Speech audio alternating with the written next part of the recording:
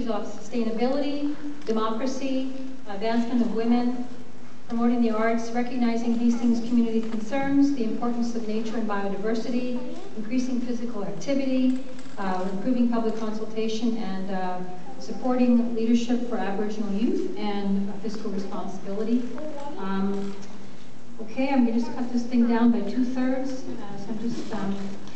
I just wanted to mention that historically, the Park Board has been a more congenial board than on City Council. I've been sort of wondering about this for years, and I finally come to the conclusion that the reason why it's more congenial on Park Board than City Council is because commissioners, there's 7 of us, and we sit shoulder by shoulder. And I noticed around a wooden table, and I noticed that at City Council, it's more like a United Nations setup, and they're far enough away from each other. So I think that's probably why there's a lot less jousting at Park Board than there is on City Council. So that's sort of like my theory on that. And so over the past 8 years, I've been pretty lucky in terms of the kind of collegial relationships that have been at Park Board. So during the 2009 operating budget, we had 2 consecutive years of operating budget reductions, and I was quite adamant against the reductions, having been on Park Board for years and seeing the impact of operating budget reductions.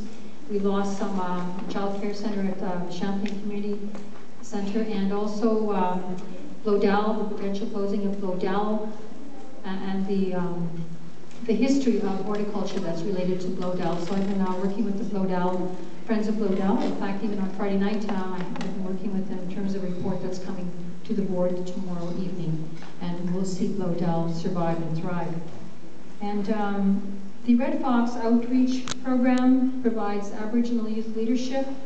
That was almost a casualty in the budget reduction, so I quietly campaigned behind the scenes to make sure that the Red Fox program got available funds, enough funds to continue their work within Park Board. All right, so I'm sharing just a minute. Bye. As liaison to the Hastings Park Community Center, January this year, I put forward an emergency motion asking that the city and its Empire Bowl partners, the Peony and Pavilion Corp, assist amateur sports groups that will be displaced while Empire Field is closed for public use this year and next year.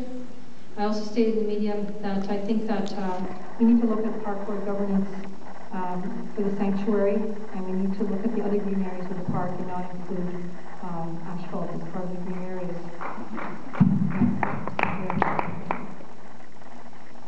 Okay, I asked to be on the city's Women's Cities Advisory Committee, and it was with great pride that I hosted an International Women's Day event this spring when we unveiled the remarkable Women Poster Series for 2010. During the NPA Majority Board term from 2005 to 2008, I fought hard to have International Women's Day recognized at our community centers. And this year, the poster series, we celebrated our pioneer women athletes, which included poster making workshops at community centers. This poster series has been so popular that we've even had requests from the Southern USA to get the templates for the poster series so that they can celebrate women. And also, I was very really enthralled to hear that at an elementary school here, where they were representing, or they were talking about the poster series in the class. The girls were doing it. The boys said, no, we want to do it too. It isn't just, why should the girls do it? So when I heard about that, I went into the school, because I had to meet these boys and I had to see what was driving this. And so they chose one of our pioneer black women to talk about in their presentation in the school auditorium. So I was absolutely over the moon that boys would sort of go, hey, it's our turn, we want to do International Women's Day too. Recently, myself and Green Commissioner McKinnon put forward a motion to hold a plebiscite vote during the 2011 municipal elections. This is all about democracy in terms of the democratic process, and it was about the issue of maintaining cetaceans in captivity in Stanley Park, an ongoing issue has been going on forever.